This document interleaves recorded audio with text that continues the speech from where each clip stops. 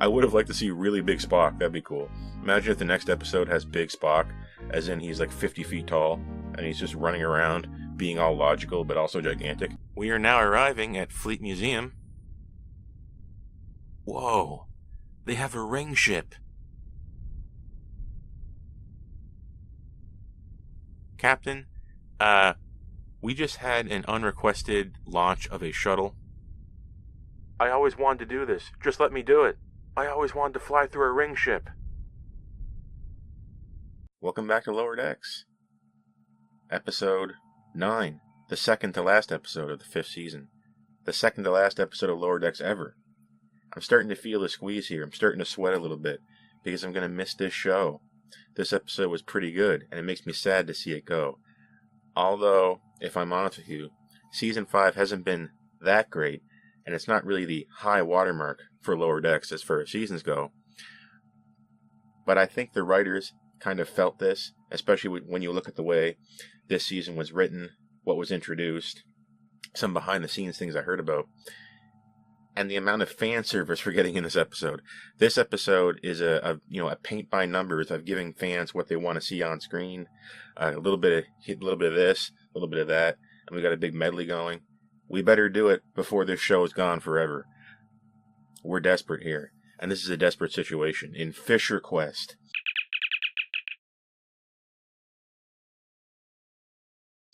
Yeah, it's called Fissure Quest. I always like to talk about what's in a name on this channel, and what's really in Fissure Quest.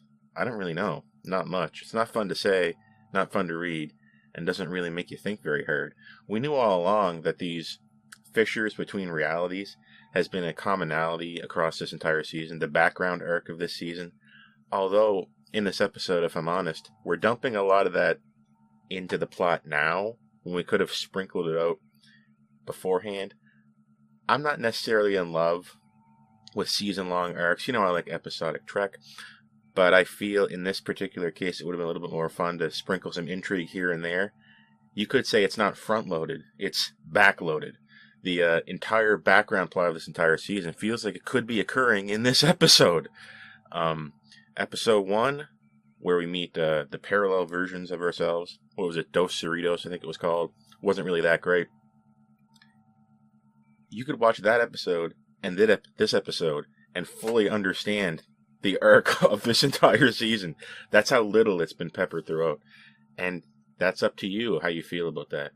Like I said, I love episodic Trek, so normally I'd be fine with this, but I could have used a little bit more of a hook. I really liked the hook last season with, what was it? The Nova Squadron guys. Spoilers. So I won't say any more than that. Go watch it. This one, though, just to get a brief so far review of this season out of the way, since we're going on such a tangent, I'm liking that we're not getting the big shooty pow-pow villain style background story here, and I like we're getting a more Star Trek-y one, even if it is in multiverses. You probably guessed that, right, watching this season so far. You have been watching, I assume, Fissure Quest. Remember the alternate Boimler that we created seasons ago? Through, like, what was he? A transporter duplicate where we had one Boimler and another Boimler. The other one named him William Boimler, right? Remember Will Riker and Thomas Riker? So we just kind of flipped the script on that, and now we're calling the alternate Boimler William Boimler. We all thought he died, right? Off screen, right? That's what you thought. You thought wrong, buddy. He's still alive. And right now, at the beginning of this episode, we have our character sitting there wondering, I wonder what the alternate Boimler would be up to now if he were still here. And you know, when a character asks a question like that, you're getting like a thought bubble, and you're going to go into that thought bubble, and that's where the plot's going to take place. That's exactly what happens. Although, I would note that Rutherford's eyepiece, and I was so excited when this happened. I was so excited. You know, I've been complaining about Rutherford's eyepiece not playing into any plot, not being important. Like, an interesting thing about Rutherford, his Vulcan-made logical eyepiece interfering with his brain doesn't really play into a lot of episodes like Geordi's visor would. It's ineffectual usually. But at the beginning of this episode, he's trying to fix it, and it lets out a plasma beam accidentally. Like, it's not supposed to do that. if in the part 2 of this, in the next episode, in the final episode, in the finale for the season, the finale for the series, I should say, if that eyepiece saves the day from that problem where it's shooting a laser, I will love that. That's worth like 1 point for me. Like, that's like a point. Like, if it was going to get a 5, it's getting a 6 if I see that. That's a lot, right? When you only got 10 points to work with, 20 if you think about the 0.5s, that's a big deal. That's a little bit of a deal, and you'd know that for sure if you've been watching me so far review these Star Trek episodes. How long have you been subscribed? Hopefully you're subscribed now. Look at the black badge. Our alternate Boimler, William Boimler, he's on a ship called the Anaximander, and he has a crew of multiverse misfits on an adventure to stop these fissures from opening, to stop the culprit that's causing them. And they say, ostensibly, in an attempt to destroy the multiverse, all these universes, all these timelines, all of reality, that's what they're doing. You would assume if we're leaving all these holes everywhere, but you know what they say about assumptions. Don't go making them. You know what they say. Don't assume about anything. Don't assume about people. We must challenge our assumptions, lest they come to one day challenge us. I heard that somewhere in Star Trek before, if I remember correctly. This episode, you see, is a little bit like the TNG episode Force of Nature, where characters find out that actually warp drive is tearing apart the fabric of space, and we need to fix that, and then we forget about it. It's also a little bit like Parallels, in that there's multiple timelines. Your mileage may vary on how you feel about timelines, but as a disclaimer right now, I'm not in love with the alternate universe stuff. I don't mind having 2. I like Prime. I like Mirror Universe. I'm fine with that. That's all I need. I don't need a bunch of different timelines. I'm in the camp where I think it kind of cheapens things. You may think totally different. You might be able to just go from one setup to another, one timeline to another. It doesn't matter as long as we're having fun and telling a great story. I can see where you're coming from. I get why that would be good, but that's just not what I like. I'm not in the multiverse camp. I'm in the leave me in my universe camp. Just leave me down in engineering, like I've said many times. I don't like the big decisions. I don't really like thinking about things. And I don't like seeing people get killed. So just leave me down there. I'm fine. I'm fine with my one universe, okay? One universe, that's enough for me. But Boimler, William Boimler that is, commanding the Anaximander, a Defiant class, he's been tasked by what I assume is Section 31. Like I said before, given the badge, it's black. I thought you guys were supposed to be secret, right? Wouldn't you just have a normal badge? Or just civilian clothes? I thought this was a secret, but you got a Defiant. Cool. And you also got a multiverse misfit cast. We have T'Pol, we have Curzon Dax, we have Garak, we have hologram Bashir. What more could a fan ask for, other than a million Harry Kims, which we do have on board? This whole ship is crewed by Harry Kims. What's it going to be this time? Giant Spock? He says like Neelix with a crew cut or Big Spock or something like that, because on their Fissure quest to close these fissures, they find an escape pod. One person on board. Beam him on. It's Harry Kim. That's how we got Harry Kim back in here. But there's a problem. One little problem here. Harry Kim, he's only supposed to have 1 pip. We all know that. Wrong. This one has 2 pips. He's been promoted. Like I said before, this episode is trying to give you everything you could possibly need as a longtime fan to be a little bit satisfied when the show is eventually gone. So they're cramming it in. They're trying to give you as much as possible. They're giving you Curzon Dax. They're ranking up Harry Kim. And they're doing a few other things I'll talk about later as well. But we're really trying to throw a lot at the wall here, which does make the episode feel a little bit cute. It feels a little bit contrived, a little bit fake, which is where my problems arise from this episode. In every other regard, it's pretty good. We have a whole crew of Harry Kims, and this causes Boimler to do the facepalm. If you've seen my short, you'll know. The classic Picard facepalm, now Boimler's doing it. Who does it better? I'm so tired of this multiverse stuff. As am I, Will Boimler. As am I. I think it may be eroding tension. One universe, that's got to be big enough, right? I mean, it goes on, quote-unquote, forever. Let's just keep going that way. Or we can just stay in one spot and keep switching universes. And it's not the fault of Boimler, and it's not the fault of other characters that we'll meet in a moment in this episode, that multiverses are used as an excuse to just reuse the same props and actors, which is what we've been doing. You go to these alternate universes where you'd expect it to be very, very different. Actually, it's pretty much the same. It's just things are swapped around. Like I'd be wearing blue and have hair instead of wearing red and not have hair. That's what would happen. I'd love to see that universe, though. I'd love that one. But that's the problem. And if you're using that as the sticking point for why a character in the show doesn't like multiverses, you're saying that character does not like the production of the show, which it has its own logical problems the more you think about it. If this show, or past Trek, for example, had a bigger budget and was more ambitious than it was, and wanted to actually show different universes looking totally different, and not just being a remix on the one we have now, he wouldn't be thinking that.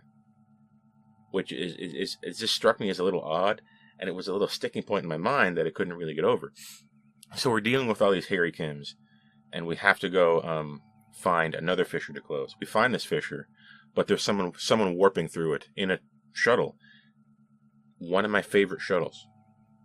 So you already know I'm going to be giving the show good points on visuals. One of my favorite shuttles, the early TNG shuttle that I think was in Skin of Evil. I'm not sure. You know, the kind of luxurious one with the long windows.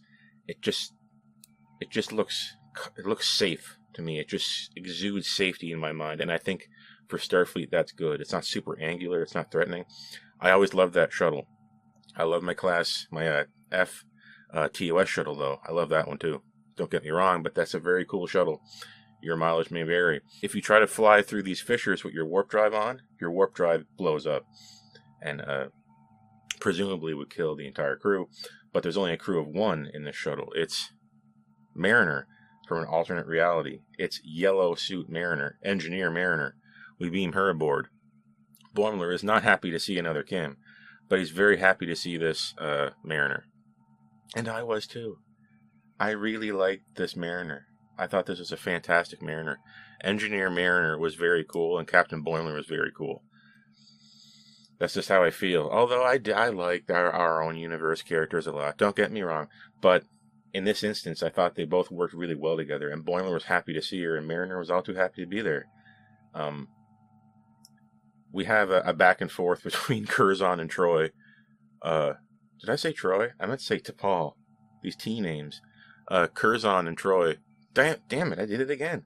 Curzon and T'Pol have a chemistry with each other, or anti-chemistry, that made them work interesting on screen together, and I didn't know I needed it. By the way, you may be asking yourself, how are these characters together if they're separated so far? Not just in universes, but in time. How can you be this young and this person be this old, etc., etc.? We've learned before that in the multiverse, these different universes can actually be like displaced in time as well. It's not just a one-to-one shot, I'm going to this universe. Actually, you could be going to this universe, but in its future or in its past, stuff like that. So you can have these weird mix-ups. So let's just nip that in the bud and put that problem away. We've already established that it can work like this. So there you go. We can have these interesting pair-ups between Curzon and T'Pol, and we can see how they don't get along and create an amusing scenario on screen, which I think it really sweetened up this episode and made it a little more interesting with the drama between our characters. We need to figure out how to catch this problem maker who's opening up all these fissures in reality. But Mariner thinks she has a way. She realized from some problem in her reality that the way this person, ship, what have you, is creating these fissures does not account for an energy imbalance between the two, because we have to conserve the amount of energy on either side of these universes. So when we open one hole, we open another one somewhere else. And right before that happens, there's like a tachyon surge, I think they said. It's your standard Trekno battle. And before it opens, we get this with the tachyon blast. And if we can use our ship, probably the deflector, to preemptively create those conditions, we can trigger the portal that they create to come out where we are, and we catch them in the act. So we're baiting them out in a way. So if we can recreate the conditions of the portal before it shows up, we can trick the new portal that they create into opening here, or fissure, if you will. And this works exactly as you'd imagine it. Way to go, Mariner. We summon this ship through this hole, this villain ship, presumably for this whole season, and it's a ring ship. And I was like, yes, here we go. I know this ship. I know this ship. I know this ship. And I was like, I was tuned in like I've never been before. I had my binoculars on. Oh, here we go, a ring ship. I love ring ships. And I just kind of jumped out of my chair a little bit, and then we got a little bit closer, a little bit closer, a little bit closer. It's the XCV-330 Enterprise ring ship, but from a different reality. If you don't know that ship, look it up. Look up XCV-330. It was a very early Star Trek design that appeared on a placard in the background, and I believe in the rec room of Star Trek The Motion Picture. And I always wanted to see more of it. I wanted to see it fly. It was billed as an Enterprise, but this one is not the Enterprise. We find out later that it's called the Beagle, a name that is probably not in reference to Archer's Beagle, although it could be. these times work different in these realities, right? I don't know. It could be. It wouldn't be the first time somebody has mentioned Archer's dog, which was a Beagle. Yes, before you complain, I know about the time problem here. I know, but this is multiverse stuff. Or it could be a reference to the Beagle, an Earth ship of Earth's history that I believe was tied in with the history of one Charles Darwin. If I got my history right, I'm not a big history guy, but I do know ships. I don't know the people, but I know the ships that had the people in it in history. I don't know. That's just how I am. The Beagle is a ring ship, and Curzon, in a blatant act of insubordination, shoots it down, and they have to follow it down to this planet, which ends up being Quappa, populated by Quapians, who I think we saw before and were peaceful. But in this universe, what do you think is going to happen? They're not. Good is bad, bad is good, black is white, white is black, day is night, night is day. That's how multiverses work. That's how they keep you on your toes. That's how they keep you interested. They give Neelix a crew cut, or they give they make Spock really big. I would have liked to see really big Spock. That'd be cool.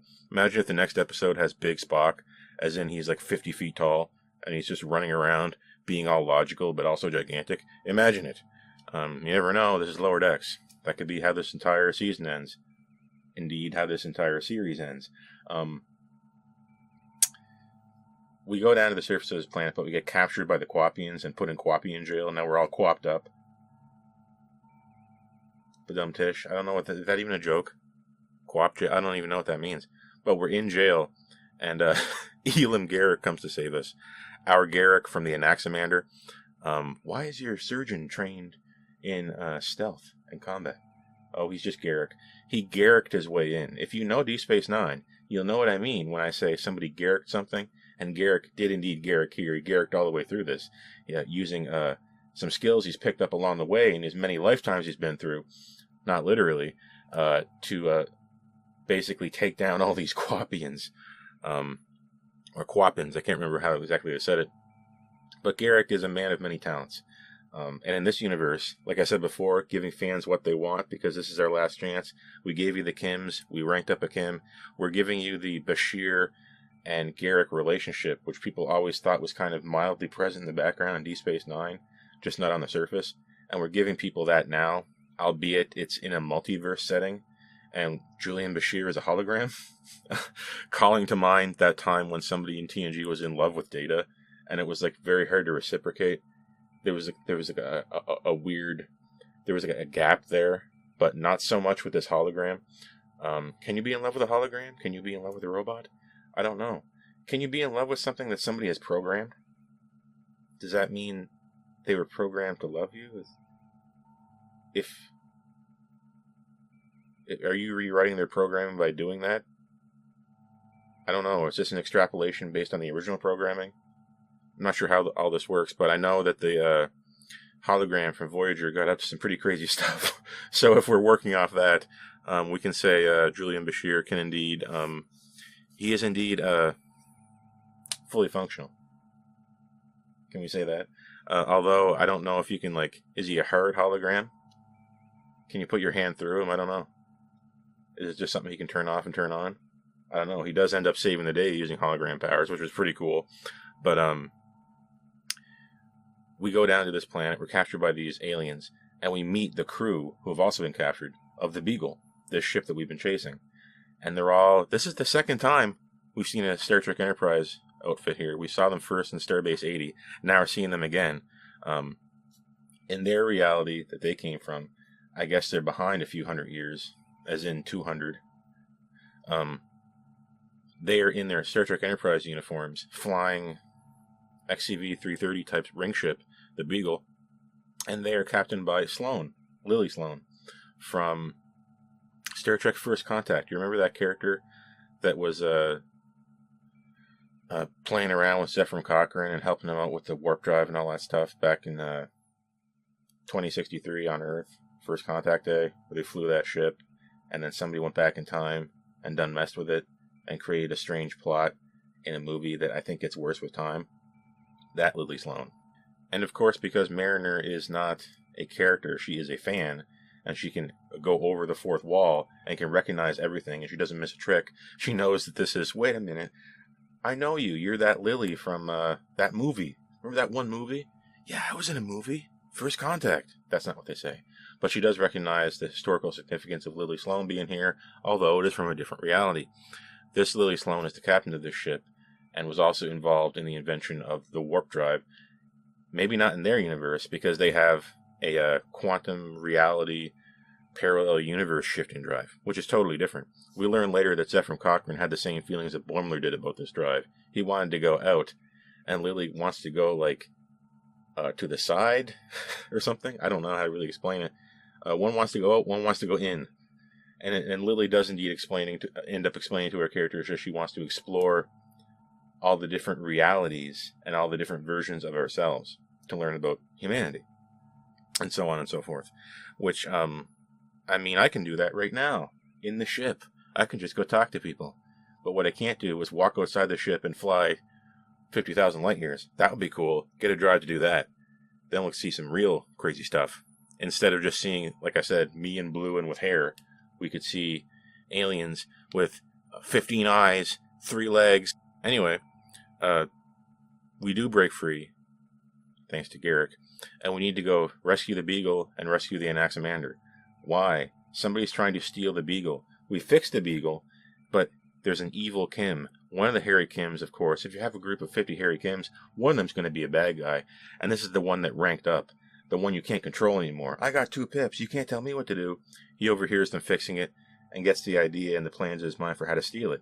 He transports all the other Kims into the Beagle, and they steal the Beagle. Mariner falls off it as she's trying to fix it. Is it supposed to do that? And they have to now save the Anaximander from Quapians who have commandeered it. Curzon, unfortunately, gets hurt very badly in this fight with these Quap guys, and he's hiding the wound, and then later on succumbs from the wound. They try to fly away after the Beagle ship, fighting with this evil Kim the entire time over comms. And I must admit, it was fun to see evil Kim. It was I got a kick out of it, I will say.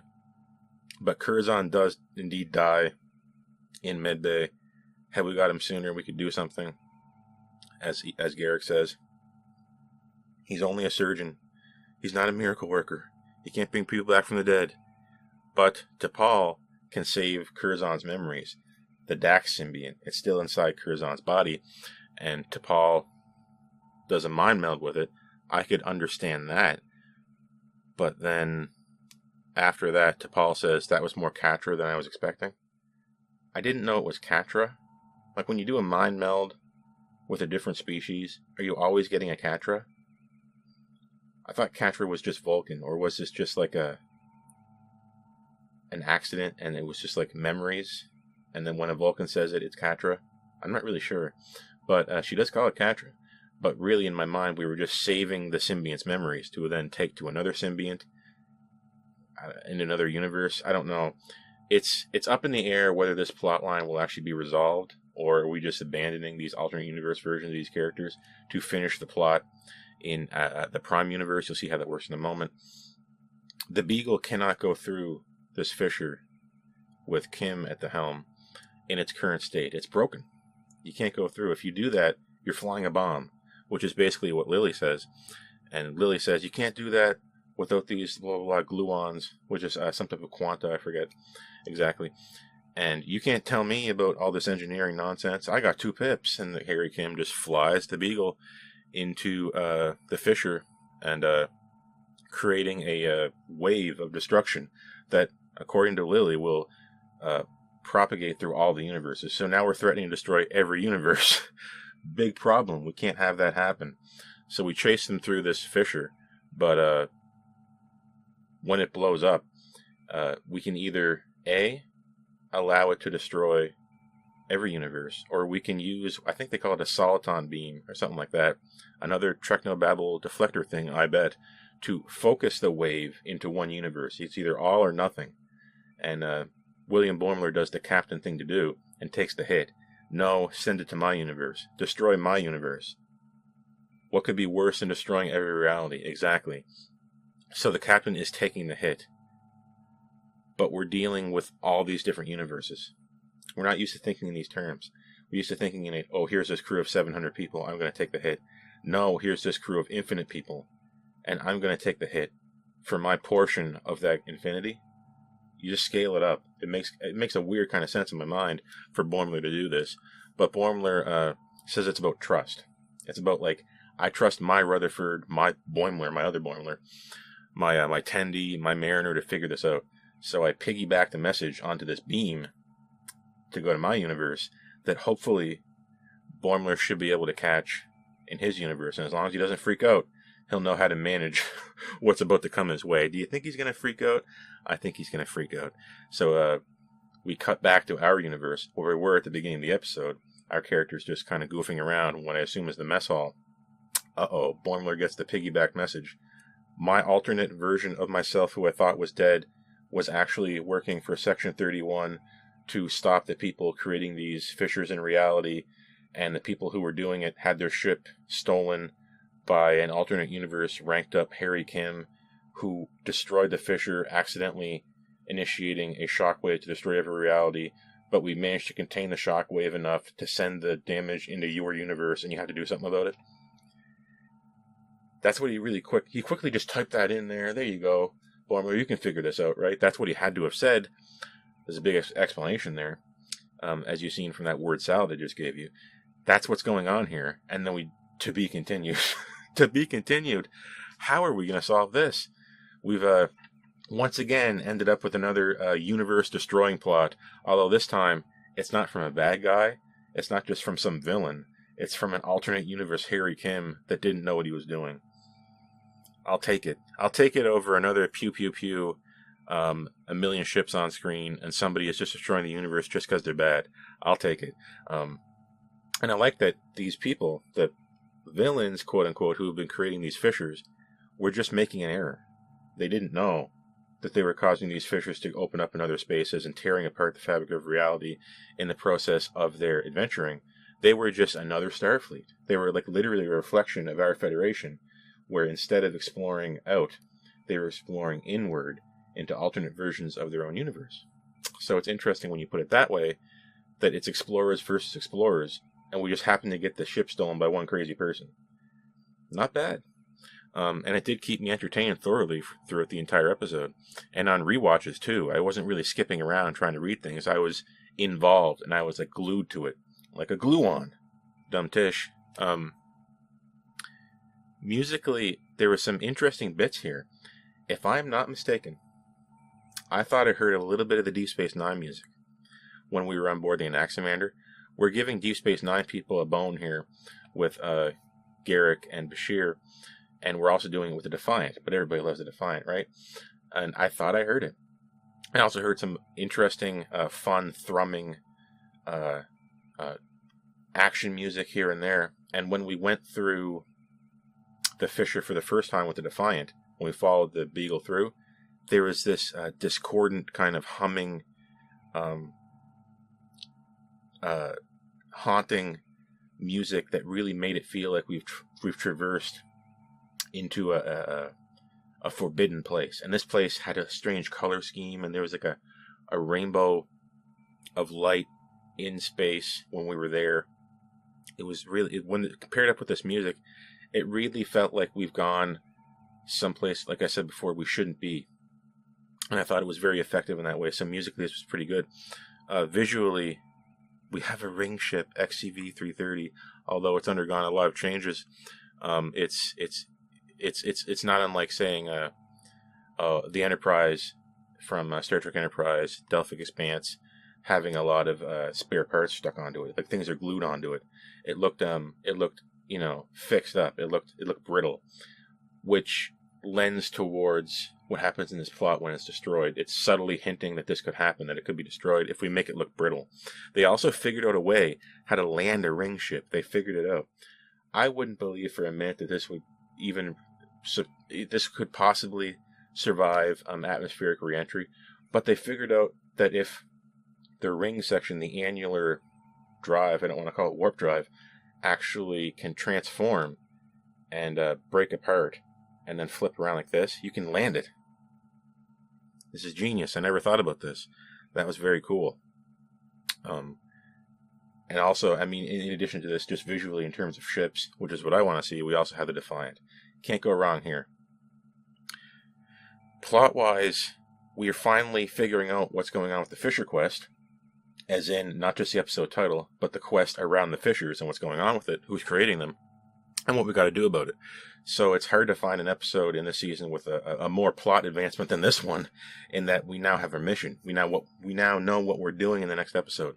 We need to stop this explosion shockwave from the Beagle that's going to destroy all these different universes. Okay? That's what we got to do. So our end point is totally different from our start point in this episode. That's a lot of plot. Thematically, we're setting up a dichotomy between modes of exploration. Do you want to explore out into the galaxy, or do you want to explore alternate versions of your own universe? And it presents a case for either one. And in like a good Star Trek of old, it's giving you the best possible case for either argument, and it's saying, you think about it. It's just asking the question, and in pondering the question, you don't answer the question, but the pondering is its own reward. That's really good Star Trek when you do that. And we show Boimler, or William Boimler, tired of these multiverses. We show the audience how it can get boring when everything's just a boring remix.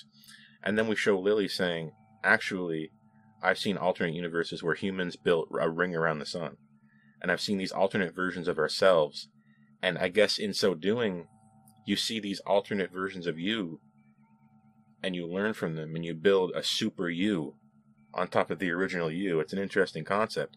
And now that I'm wondering about it, I know that thematically it had to be interesting. Otherwise, I wouldn't be wondering about anything.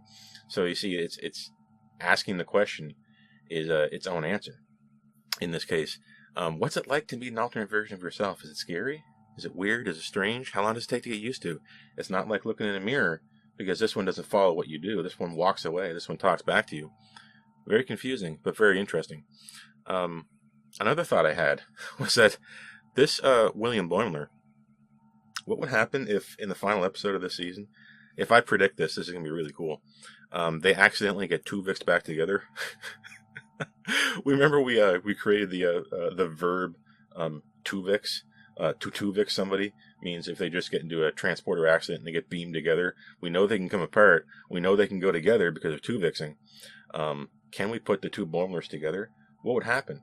It's kind of like, actually, it's an interesting reflection of T'Pol taking the Dax's symbiont's memories. If we put those memories into another symbiont, we've combined them.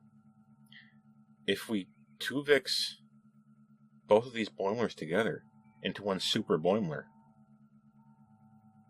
would their memories join up, and they would be like, it would be kind of like having your old Catra put back into you, but that Catra was in a different person. It's raising a lot of interesting questions. I'm just realizing now, I did not think about this before I started this review. This just came up in the process. So you could create a super version of Boimler. Lily is creating a super version of herself by exploring the alternate versions of herself. This goes for her entire crew. Overall, the question, I guess, in this total episode is how much can you learn from the alternate reflections of yourself? It's more interesting than I originally gave it credit for. I'm actually thinking about increasing the review score now, just based on what I've told to myself by talking to you, and hopefully you're listening. Thematically, we're winning. Plot-wise, we're winning. Musically, we're winning. Visually, we're winning. How can it be bad? Well, I would say the point of contention here for me is that it just feels, well, frankly, it feels a little bit silly and a little bit playing into these tropes of universes just being a remix on each other. It does it for fun here, but at the same time, it annoys me because I feel like Boimler, and I feel like it's odd that Boimler's chief complaint is that previous Star Trek didn't have a lot of money. The alternate universe versions just had to be, me with different eyebrows and pointy ears, and there you go. That's enough. We're in a different reality. But are we really? Or did we just change the set around? I think you know which one it is. And that's why Boimler didn't really like it, and that's why it was bothering me as well. If something's stupid and you make fun of it, it's funny, but it's also still a little bit stupid. And for all these reasons, I'm going to go ahead and give this episode a pretty strong 6.5. It doesn't quite rise to 7, but it does provide a plot that's interesting and a lot to chew on thematically if we needed to really rely and overindulge on Star Trek touchstones of the past. I know we're at the end of Lower Decks here, and we had to give the fans a lot of what they've been looking for, but maybe they overdid it a little bit. Call it cartoony, call it childish, call it Lower Decks. And I'm sad to see it go. I'm Lieutenant Mark, and I'm going to see you when next time I see you. Signing out. Oh yeah.